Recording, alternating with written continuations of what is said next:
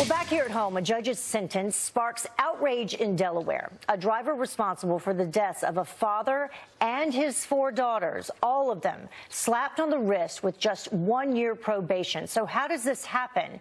A former head of New Jersey County Prosecutor Robert Bianchi joins us now with his expertise. Thank you for joining us this morning. We appreciate it. Absolutely, Heather. Let's just begin with that. How does this happen? Okay, so having led an agency where we handle many of these cases, I understand the emotional temperament. There are 5 beautiful people that are dead. Nevertheless, under the law, the mere happening of an accident is not enough for criminal responsibility. It has to be a substantial disregard to a known risk. DUI would be one of those things. Speeding would be one of those things. Driving on a sidewalk where there are people. In this particular case, the facts are that he was having a coughing spell, lost control of the vehicle, and unfortunately, tragically, these individuals were dead. Even the prosecutor was only asking for a 6-month sentence, and the prosecutor, when asked by the judge, is there anything here to show more culpability or responsibility, said there are no signs of intentional or reckless conduct. That made the prosecution's case a very bad criminal law case. If they went before a jury, the defense attorney may have won that case from a legal point of view. So hard for the families to understand, though. The mom, who actually was the only survivor, said this, if we can bring up her statement. She said, his one life will never be enough for the 5 people he killed. That was from Mary Rose, the mom. She's 52 years old.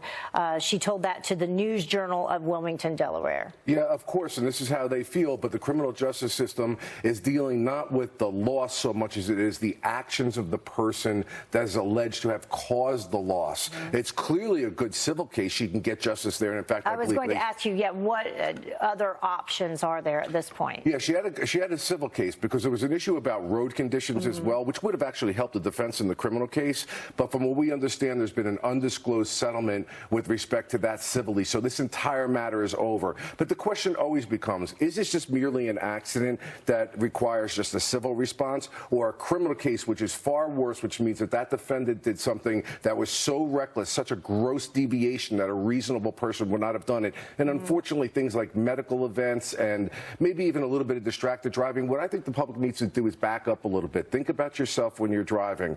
We don't want to be criminalizing all sorts of potentially negligent conduct, but does it rise to that bar of substantial disregard for a known risk, like driving on a sidewalk where there's people? So a couple other tweets from people that, seem to side with the family on this. One of them said, I don't think it should be considered murder, but second-degree homicide would be appropriate. The prosecutor was already being extremely lenient. You mentioned that.